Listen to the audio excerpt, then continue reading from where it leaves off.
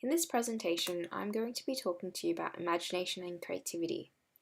But first, I want to ask, would you call yourself an imaginative or creative person? Now, for those of you who weren't sure or said no, you're not alone. One common reason is that people believe you are either creative or you are not, or that imagination is a mystery. We don't know how it works, and therefore imagination cannot be taught. But these are all myths and simply not true. Imagination and creativity is something we are all capable of, and although it can seem mysterious, it's something we can try and break down and understand so that, like any habit or muscle, we can practice and teach ourselves to think more imaginatively. So, what is imagination and creativity? Don't they both mean the same thing? They don't, but it's easy to be confused when they are used interchangeably so often. Put simply, imagination is the ability to think up of something that does not yet exist. However, there are endless ways to define imagination, and it can be different to everyone. For some people, it can be a place in their mind. Einstein once claimed that it's more important than knowledge. But what about creativity? Well, creativity simply means to apply our imagination and bring it to life. If we use our imagination to think of new things and new ideas and use that to create something new, we are being creative. Doesn't that being creative seem less daunting now? Reframing how we see a problem is part of being creative and allows us to take on challenges in a more approachable way. We can apply creativity to almost everything we do. Something as simple as rearranging the apps on our iPad in a new way could be creative if it's done in a different and purposeful way. So why should we care about imagination and creativity? What does it have to do with school? Well, we go to school because we want to learn skills and that will enable us to follow our dreams and passions and to tackle the challenges of the future. It may seem unrelated, but imagination and creativity is actually pretty important and can help us learn about the things we need to know.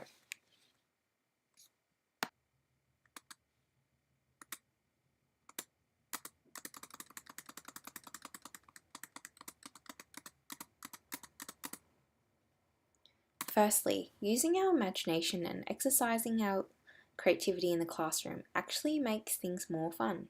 Can you imagine doing the same things over and over again? It would get pretty boring. Are you afraid to put your hand up because you don't want to be wrong or embarrassed if it's not the right answer? The awesome thing about learning to be creative is learning that it's okay to be wrong and have different answers from each other. If we are always afraid of being wrong or what others think, we'll never want to try anything new. When our teachers value our creativity, we actually get to express answers in different and personal ways and learn to respect and value others' opinions. This means that we can be better team players and learn to work collaboratively.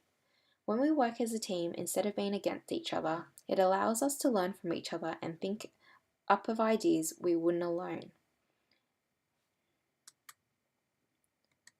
When we are given freedom to make our own decisions and drive the direction of our learning, it forces us to think more critically as we have to assess the choices we make. We must plan carefully and analyze ways for us to do things imaginatively. All these skills are important for any job of the future, but also for everyday life. Whilst knowledge is important, it is becoming easier and faster for us to access. Skills, on the other hand, are valuable because it can be applicable to all disciplines of life. This is why imagination and creativity is something that is important to teachers and the way we teach too.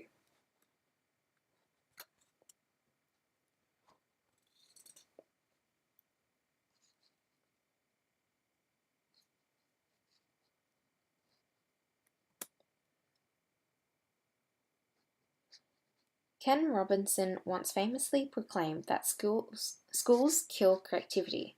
This is because our schools don't enable our students to develop their natural creative abilities, and instead focus on uniformity and standardization. As teachers, this is something we have great influence over in our classrooms. We can be the difference between killing our students' creativity or allowing our students to grow strong creative muscles. Teachers have an important position where they can encourage the belief of students' creative identities, help identify their creative talents, whilst fostering common capacities such as curiosity, which is necessary to creativity, whilst also providing opportunities to showcase their creativity in the classroom.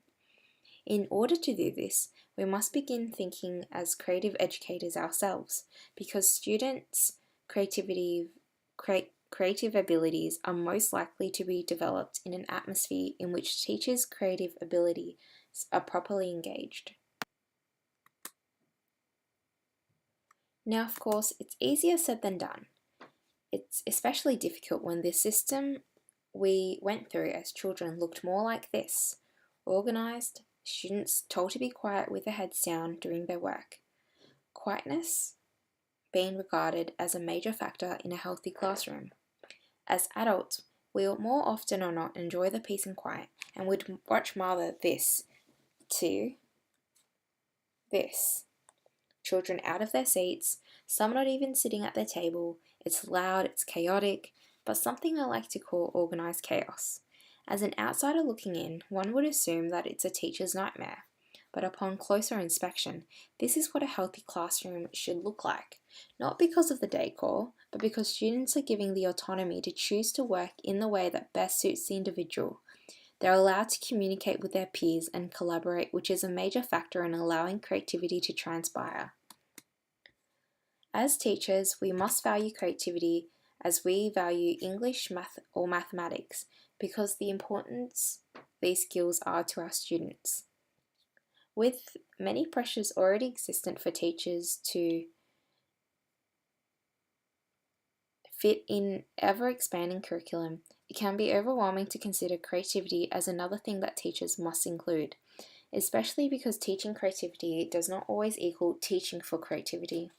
However, if teachers can recognize the importance of imagination and creativity and how it can actually transform the academic performance of our students, creativity can actually be a tool rather than a burden. By allowing creativity to be the center of the teaching pedagogy, everything in the classroom becomes an opportunity for imaginative and creative exercise. Which brings me to another important part of the school system: stakeholders. As leadership, parents and carers, and the wider school community all have a great role in ensuring our students graduate as imaginative and creative individuals. Not everyone is a genius, but if you judge a fish on its ability to climb a tree, it will live its whole life believing it's stupid. In our current education system and community, there is an ever-pressing focus on standardized testing, which is placing our students under enormous amounts of stress at the expense of their mental health and education. This focus of standardized testing, whilst has its place in schools, has become such a focal point in some schools, it's doing more harm than good.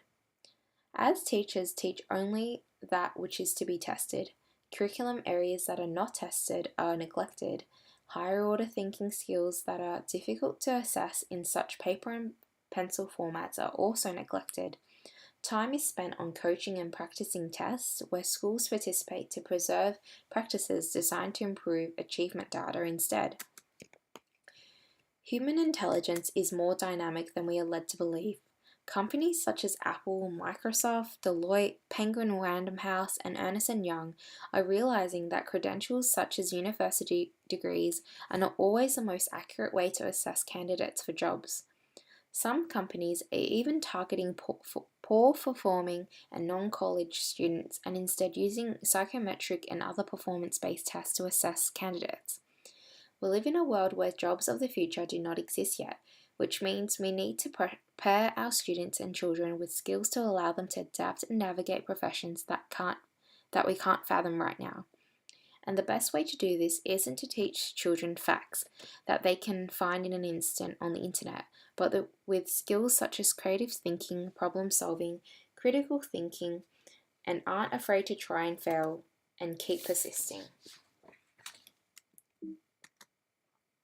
The principal goal of education is to create humans who are capable of doing new things, not simply of repeating what other generations have done. Humans who are creative, inventive, and discoverers. Inventive leadership has the potential to change the way a school teaches its students, and with the support of parents and carers, students have an opportunity to grow and develop powerful creative habits that will help them conquer their dreams.